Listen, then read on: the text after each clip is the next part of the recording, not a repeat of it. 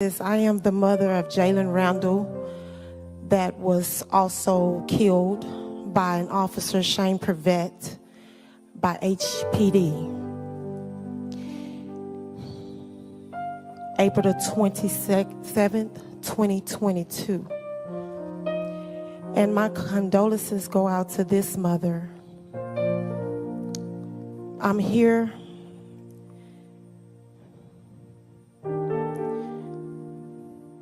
to offer my condolence to you. I pray that God bless you. I pray that God heal your broken heart. We are fighting together, and all the mothers all over the world need to come together, and stop all of this. I'd like to dedicate this song to you.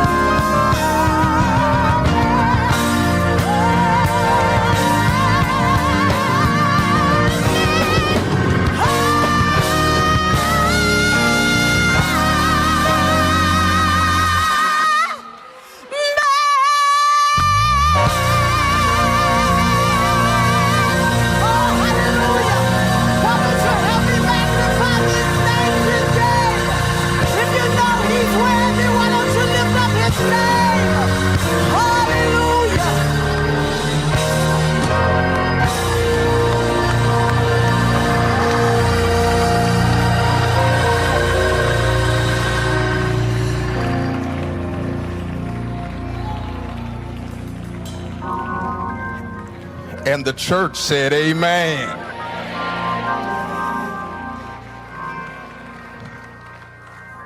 I want to invite you in these moments to silently read the obituary that is printed, and as well give your attention to the screens and receive this pictorial tribute.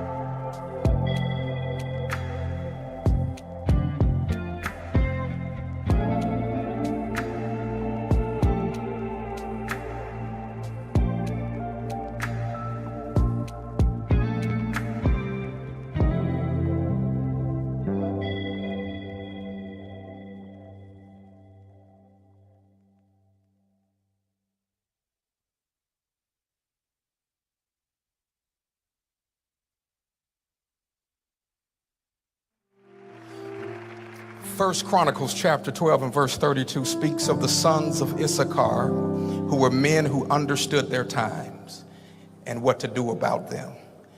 The set man for this hour at this time is a man who understands his time and what to do about them. There is no need really for an introduction, but I would share a personal story that when I was pastoring my first church as a young pastor, Reverend Sharpton invited me into the family of the National Action Network, allowed me to serve on his board, and give me a front row to his work in leading the civil rights movement. I want to say this without any fear of contradiction. He is the hardest working civil rights leader of our time. Come on.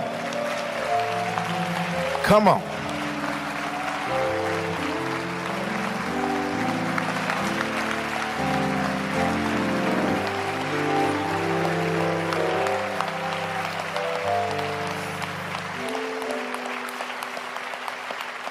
I have watched him in these moments minister to families who are experiencing what Mr. and Mrs. Wells are dealing with now. And not just show up and share the eulogy, but he's continued to walk with these families over the weeks, the months, and the years ahead. But I think it is important for me to set the record straight. So many people erroneously think that Reverend Sharpton has to chase the cameras. Let's be clear, he brings the cameras with him to shine a light on the injustice that's happening in our nation. And so we are blessed today as we celebrate the life of Tyre Nichols to hear a voice for our time. And I would that after the next selection by this celebration choir, that we would all stand to our feet and welcome the president of the National Action Network and our eulogist for this service, the Reverend Al Sharpton. Come on, put your hands together and receive the celebration choir.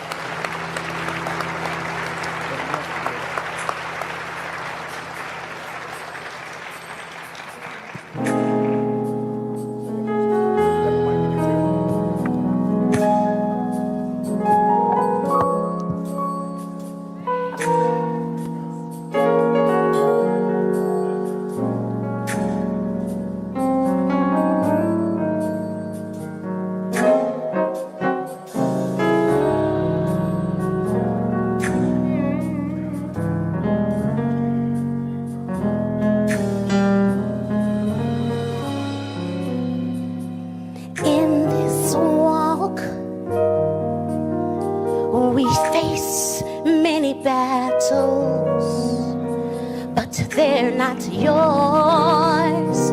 They belong to the Lord.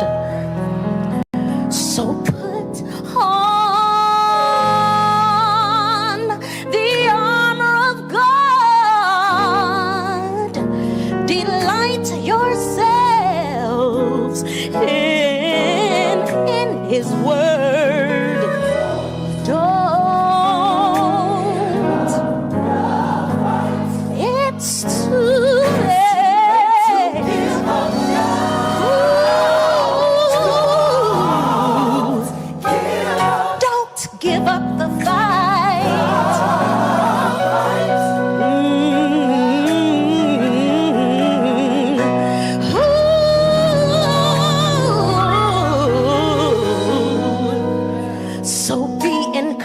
My brothers, hold on, my sisters. There's a way of escape for you and for me. Be strong, stand on His word.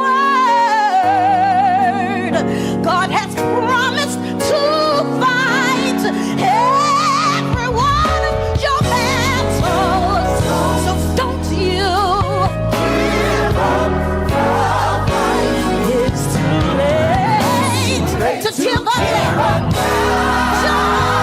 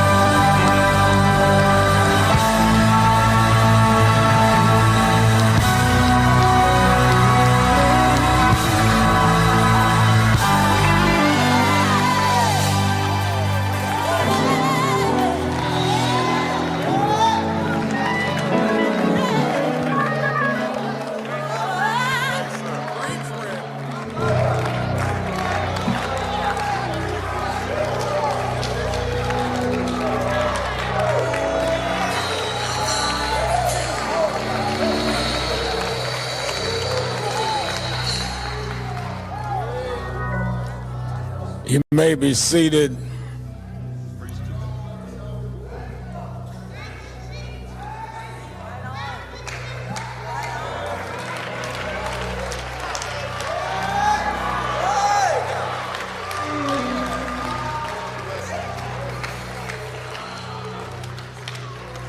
Giving honor to God, to our pastor, Reverend Jason Lawrence Turner, to all the clergy, our public officials, and to most of all, the family of Tyre Nichols.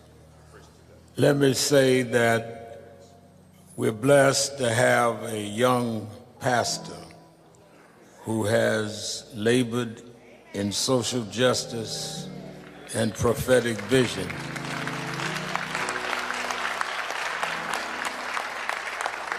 And who immediately said to let us celebrate Tyre here at this great church. People like Jason Turner are not born in the ministry every day. A lot of ministers show up when the cameras show up and leave when the cameras leave. But he's been with us in Nan for many years, and he's a great giant in his own right. Give a hand to Reverend Jason Turner. Let me also say that I want to recognize there are other families that have come from around the country that know what Mr. and Mrs. Wells is going through and all of the siblings. I want them to stand and be recognized because they know what it is to sit at a funeral like this. And I know the family of George Floyd is here. Stand up. Brandon, Phalonis, the family, Botham John's sister is here. The mother, Phalonis and Kiki is here, of the Floyds. There's Botham John's sister, and Brandon, the mother of Eric Garner from New York, is here. Gwen Carr. The mother of Breonna Taylor, Tamika Palmer, is here.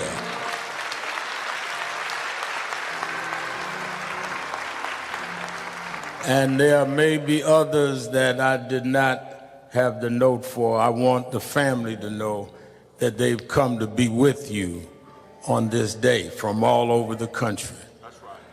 And we thank from the White House, the president talked to the family, but sent a delegation led by the former mayor of Atlanta, who now is running policy and social engagement in the White House, Mayor Keisha Lance Bottoms.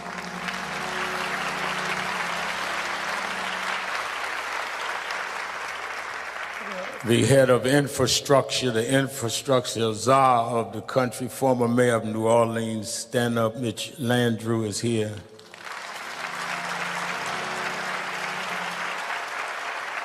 The fighting congresswoman from Houston, Texas, fighting for reparations in the Congress, Sheila Jackson Lee is here.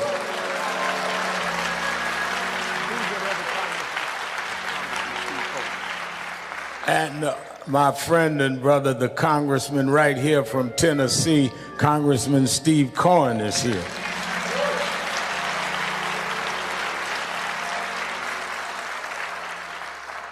Many years ago, there was a controversy in California, and there was one that stood up for justice, and I watched them grow as they fought and took a balanced and principled stand, supporting what was right, even when it wasn't popular.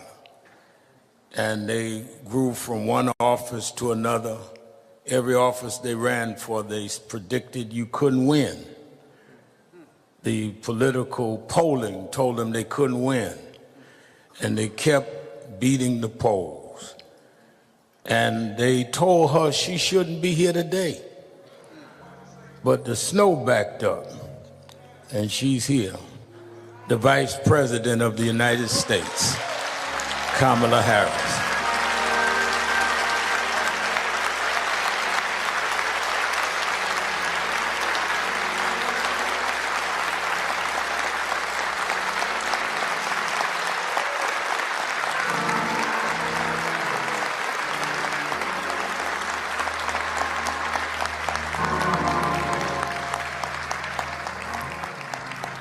I was going to be polite about it, but since y'all stood up and clapped so long, wouldn't it be nice for her to share a few words with us? Come on up here so they can see you.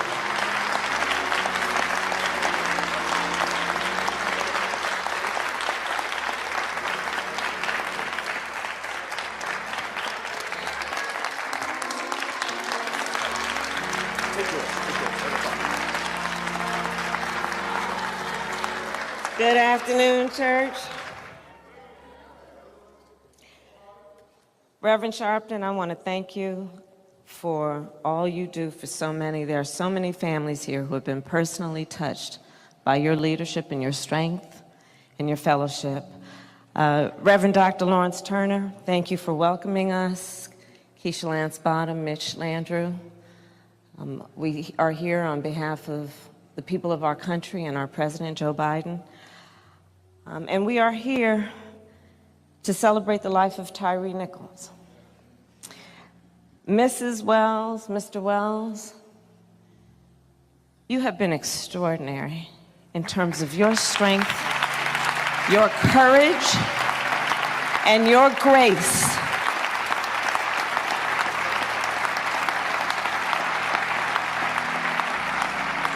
And we mourn with you. And the people of our country mourn with you. And I I'm going to be very brief. Mothers around the world, when their babies are born, pray to God when they hold that child that that body and that life will be safe for the rest of his life. Yet we have a mother and a father who mourn the life of a young man who should be here today.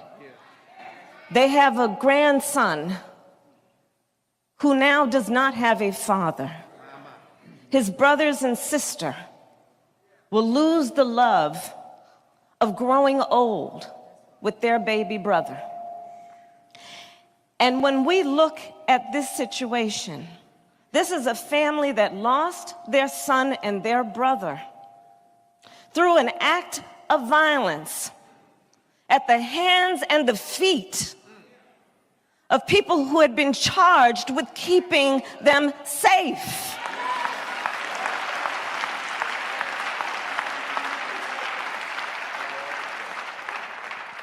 And when I think about the courage and the strength of this family, I think it demands that we speak truth. And with this, I will say, this violent act was not in pursuit of public safety.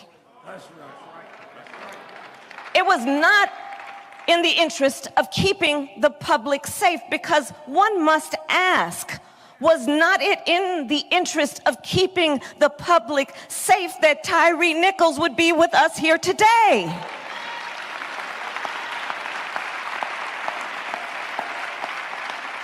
Was he not also entitled to the right to be safe? So when we talk about public safety, let us understand what it means in its truest form. Tyre Nichols should have been safe. So I'll just close by saying this. I was, as a senator, as a United States Senator, a co-author of the original George Floyd Justice and Policing Act. And as Vice President of the United States, we demand that Congress pass the George Floyd Justice and Policing Act. Joe Biden will sign it. and we should not delay, and we will not be denied. It is non-negotiable. And with that, I'll just, Pastor, if you don't mind, one of my favorite verses in Scripture is Luke chapter 1, verse 79, which tells us God will help us to shine a light upon those who sit in darkness and in the shadow of death, to guide our feet in the way of peace. Let our memory of Tyre shine a light on the path toward peace and justice. Thank you.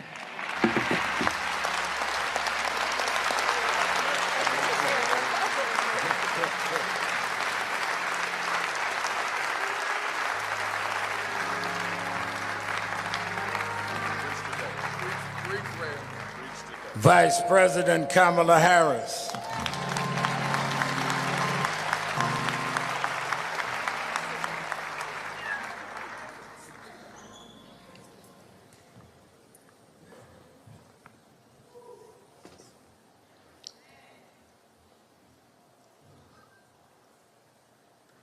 I want you to turn your attention very briefly to the 37th chapter of Genesis. It reads, "So Joseph went after his brothers and found them near Dothan. But they saw him in the distance, and before he reached them, they plotted to kill him. Here comes that dreamer," they said to each other. "Come now, let's kill him and throw him into one of the cisterns and say that a ferocious animal has devoured him." May God add a blessing to the reading of his word.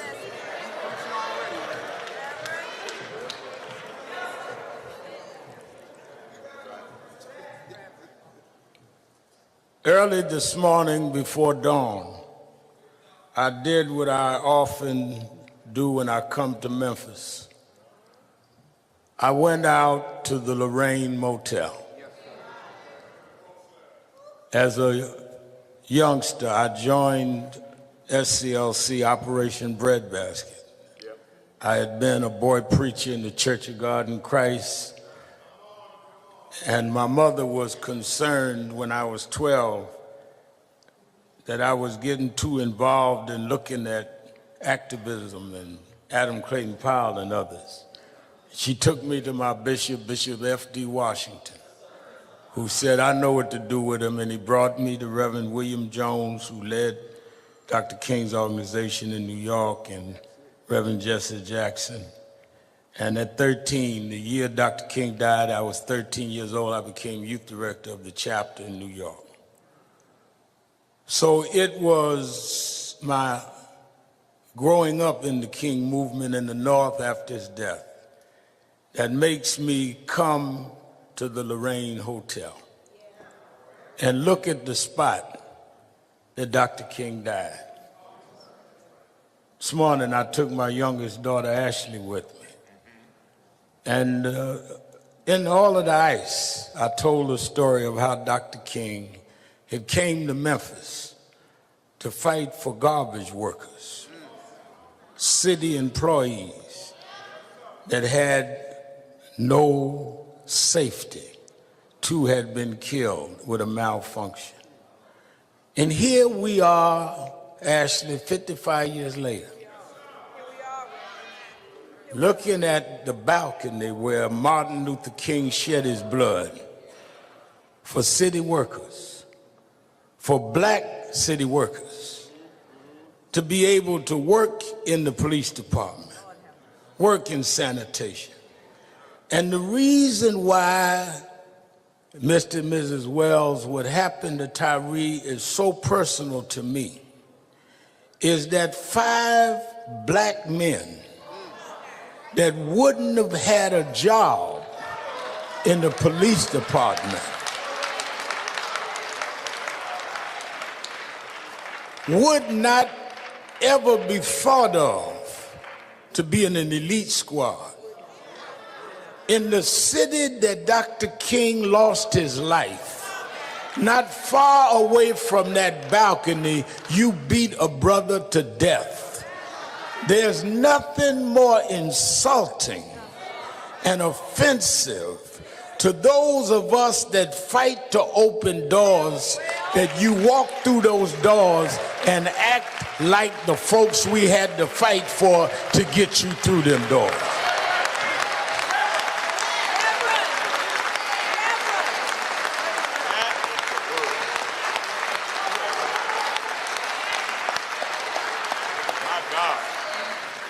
You didn't get on the police department by yourself. The police chief didn't get there by herself. People had to march and go to jail, and some lost their lives to open the doors for you. And how dare you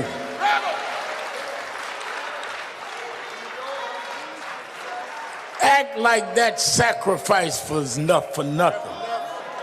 You ain't in no New England state, you in Tennessee, where we had to fight for you.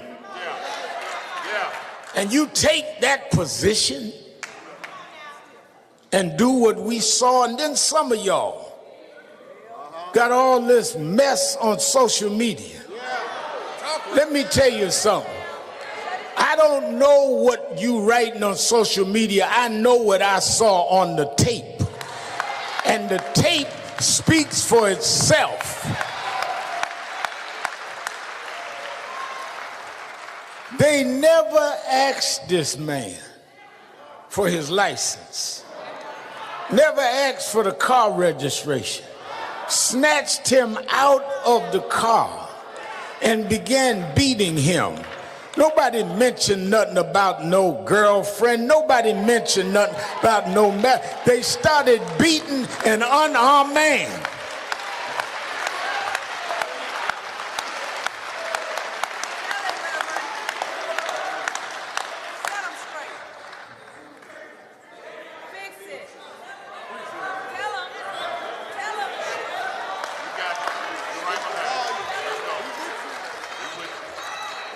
In the city that they slayed the dreamer, what has happened to the dream? In the city where the dreamer laid down and shed his blood, you have the unmitigated gall to beat your brother, chase him down and beat him some more. Call for backup and they take 20 minutes. And you watch him and you are too busy talking among each other. No empathy, no concern. If you read the story of Joseph, when his brothers threw him in the pit, nobody came to help him, like nobody came to help Tyre.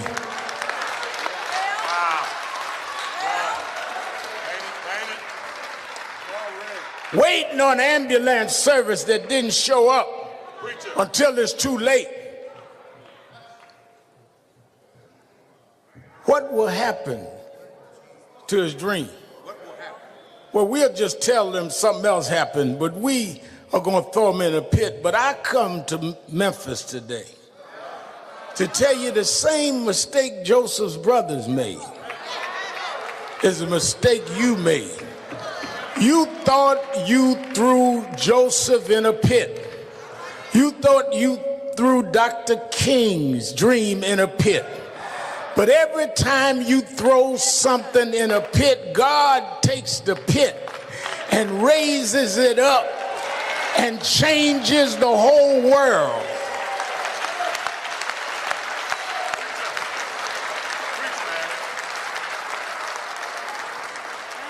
Let me be clear. We understand that there are concerns about public safety. We understand that there's needs to deal with crime. But you don't fight crime by becoming criminals yourself.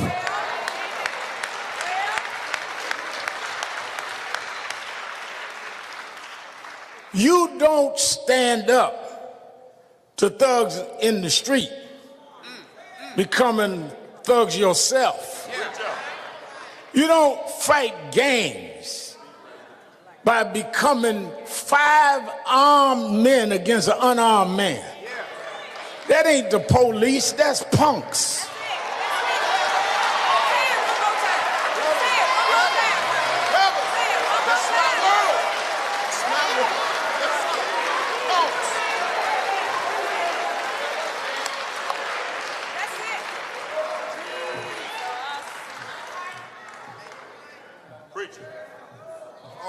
Man said, I didn't do nothing. You kept on going anyhow. Why do they go ahead? Because they feel that there is no accountability.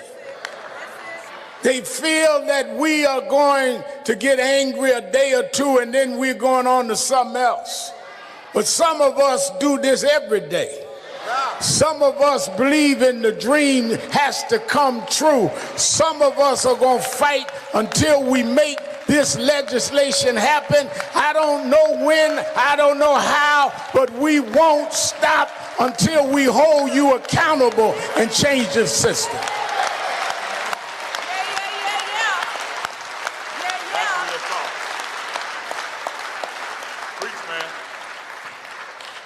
Why do we want to see the George Floyd Justice in Policing Act passed? Because then you have to think twice before you beat Tyre Nichols. You think twice before you shoot at someone unarmed. You think twice before you chokehold Eric Garner. You think twice before you put your knee on Eric Garner's, on George Floyd's neck. Because if you don't have qualified immunity, your wife would be telling you before you leave home, behave yourself. Because we could lose the house. We could lose the car. Behave yourself. Because our savings can be gone. You want to be a tough guy? Well, let's get rid of qualified immunity and see if you learn the same manners you have on the white side of town, you'll have some manners on the black side of town. Yes, sir.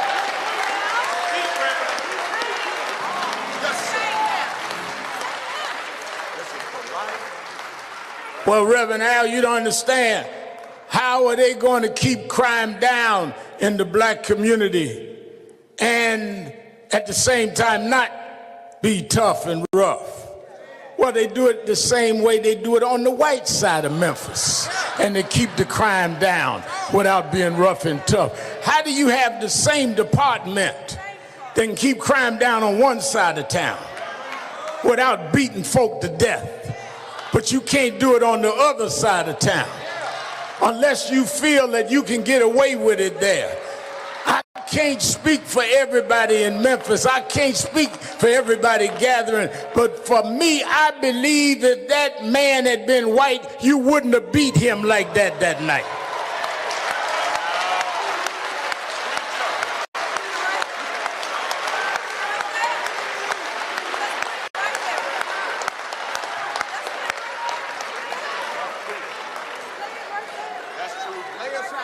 We're not asking for nothing special. We're asking to be treated equal and to be treated fair.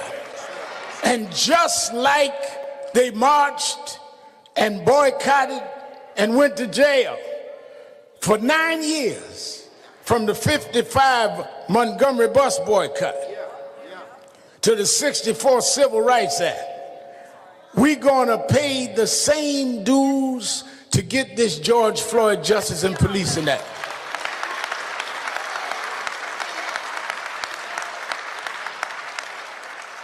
Reverend, how long? I don't know how long. They didn't know how long it would be when they boycotted in the 50s. It's not about a timetable. is that we cannot continue to live under these double standards and under these conditions. We don't care how long, but I can tell you one thing, those of you that keep voting against that bill, we're going to vote against you. We got more numbers than the police union.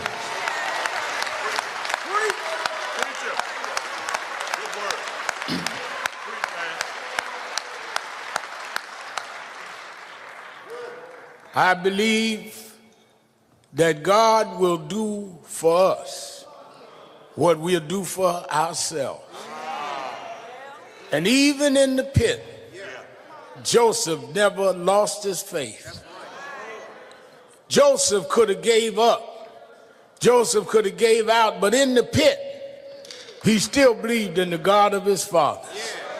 And even as I stand over the casket of this innocent young boy, this young man, 39 years old, with a 4-year-old son that his mother and father and his siblings have to raise, I believe that God will take him, Tyre, out of that pit and use him as a symbol for justice all over this country. I believe that babies unborn will know about Tyre Nichols because we won't let his memory die. We're going to change this country because we refuse to keep living under the threat of the cops and the robbers.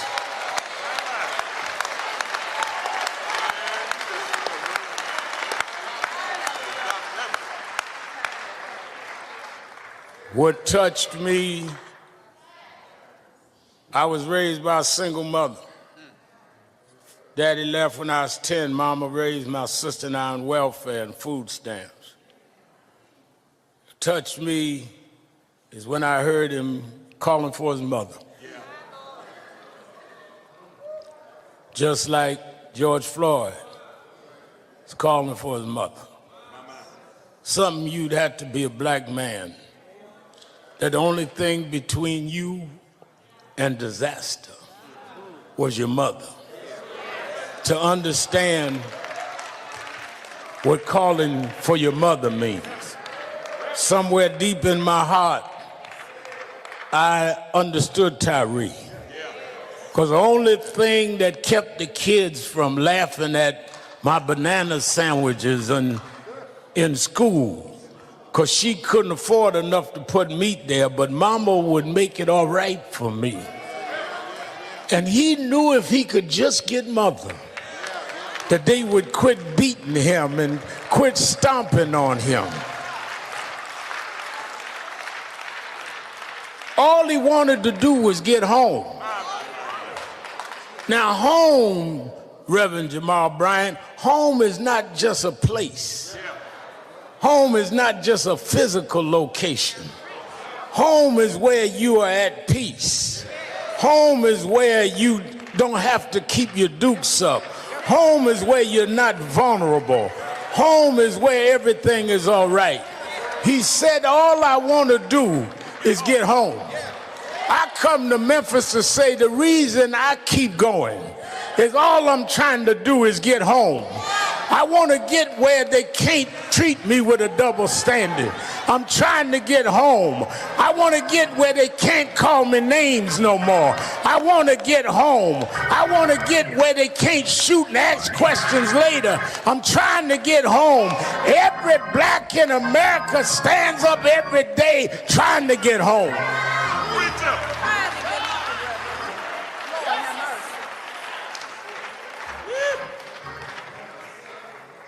Last night, we went to Mason Temple, Church of God in Christ. And the Wells family and Tyre's sisters and brothers stood there where Martin Luther King gave his last speech. They didn't know that night it was his speech for the last time. I was told by those that worked with King that raised me, and I recounted it with Mrs. King. I worked very closely with Martin III. We're going back to Washington August 26. during his father's March 60th anniversary. We're going to deal with Tyre and the rest of these issues. And they were told me that that day, April 3rd, 1968, it was raining and storming. Dr. King said he didn't even feel like going to the rally. He had come to Memphis a week before to lead a march for the sanitation workers. And some provocateurs got at the end of the march.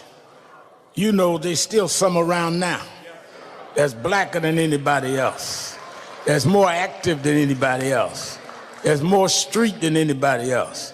They started a riot at the end of the march. And the press said, oh, Dr. King's day is over.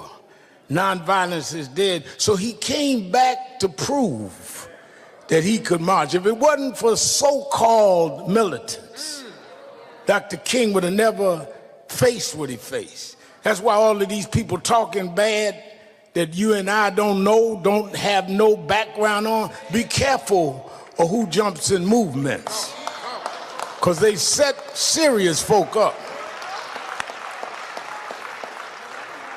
Dr. King came back, and that day was raining, and he said to Dr. Ralph Abernathy, Ralph, you go speak. I don't feel like going tonight. And they went on to the church, and when they got there, the church was full in a storm. Dr. Abernathy went into the payphone, and he called back to the Lorraine Motel, a black-owned motel. Who told him to put his call through the room 306. Dr. King picked up the phone. He said, Martin, you need to come. There are thousands here. They didn't come to see me. Dr. King got in the car by himself and rode over to Mason Temple, and he started speaking that night, and something came over him. He said that I don't fear any man. He said, God has allowed me to go to the mountaintop, and I've seen the promised land. And that's the last speech he gave right here in Memphis when he went to the mountaintop. I believe when he looked over, he could see a Barack Obama become president. I believe when he went to the mountaintop, he could look over and see a Kamala Harris sitting as vice president. I believe when he looked over from the mountaintop, he saw black police chiefs. He didn't expect you to disgrace him. He expected you to bring us on to the promised land. That's why I'm still marching. Yes, I got books out. Yes, I got a TV show, but I'm a mountain climber. I'm not going to stop till I get to the top of the mountain. You can call me names on right-wing television. I'm a mountain climber. I expect stumbles to come my way. I'm a mountain climber. You can disgrace me, you can discredit me, but I'm going to keep on climbing. I'm going to climb until Tyre Nichols gets justice. I'm going to climb until Eric Gardner gets justice. I'm going to climb until we change the laws. We're mountain climbers. We're not day traders. We're mountain climbers. And if God be for us, it's more than the whole world against us. He walks with me. He talks with me. He tells me that I'm his own. He's been food when I was hungry, water when I was thirsty. He's my rock. He's my rock. He's my rock. My sword and shield. My wheel in the middle of the wheel. Yes. Yes.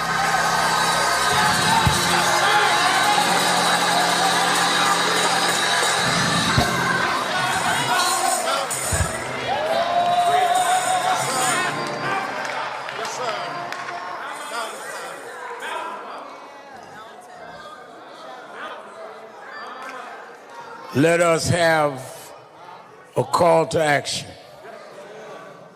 Let us go forward to get justice. Let us all be mountain climbers. Don't stop till we get to the top. Many years ago, there was a young boy killed at a boot camp in Florida. Those in charge killed this boy. There was a young lawyer that called me in New York and asked me to come and stand with the students in Tallahassee, Florida. And I went down and we led some marches. After that, a couple of years later, he came to see me with a man. I just started Politics Nation then, and he wanted me to meet this man. This man sat in my office and told me that a wannabe security guard had killed his son. I had not heard of the case. But the man started crying, telling me about his son, Trayvon Martin. And as I looked at his tears and looked at this lawyer, I thought about how I never saw my father cry for me. And I said, if I can help, I'll help. And we started the Trayvon Martin movement. We called a national march. I got some of the radio announcers that help us, and we put 10,000 people in that little town in Florida. The morning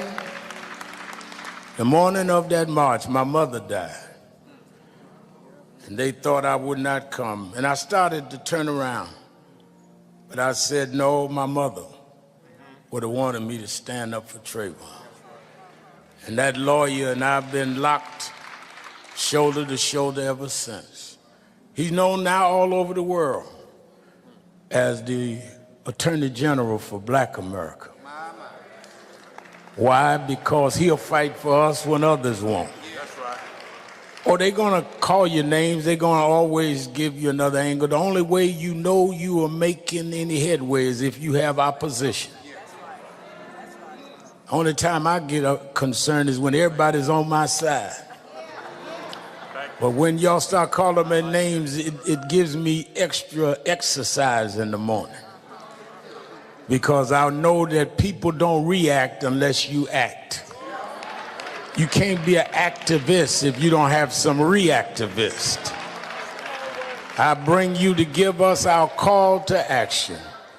The Attorney General of Black America, Attorney Benjamin Crump.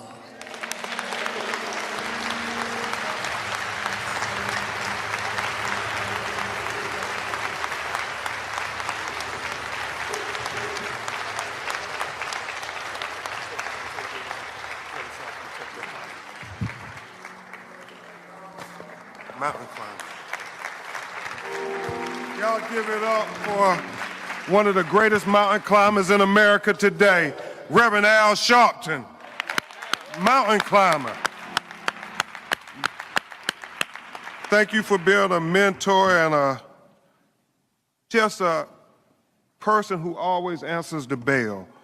A lot of these families here, Reverend Al, you answered the bell for when many people wouldn't answer the bell. We know the big names that became hashtags, but for every George Floyd, for every Breonna Taylor, for every Ahmaud Arbery, there are 100 other nameless black people who've been killed in America that nobody remembered, but you answered the bell, Reverend Al Sharpton, and I want to say thank you publicly.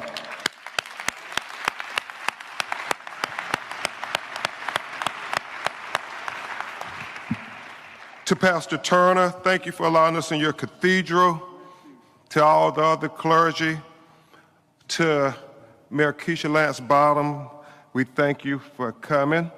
To Congresswoman Sheila Jackson Lee, who told Rovon and Rodney that not only is she going to reintroduce the George Floyd Justice and Policing Act right after the State of the Union address, but she is also going to have a Tyre Nichols duty to intervene in that legislation. So thank you.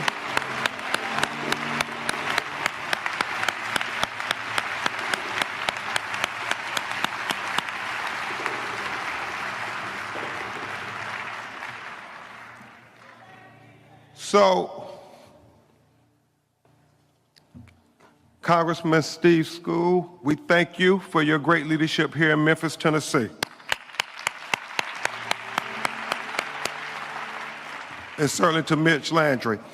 And I would be remiss, Reverend Al, if I didn't acknowledge yet again the highest ranking African-American woman in United States history, the Vice President of the United States, Kamala Harris, who did not think it robbery to take time out of her busy schedule to come and comfort this black mother who lost her child unjustly.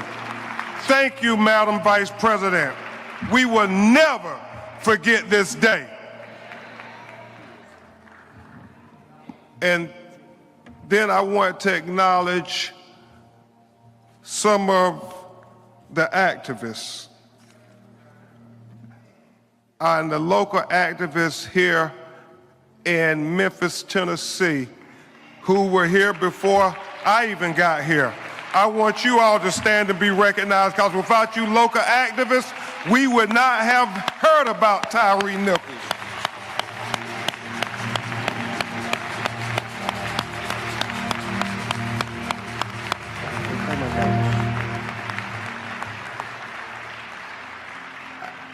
I had the activists' names written down, and I will thank them in my conversation if you hand that to Reverend Al. And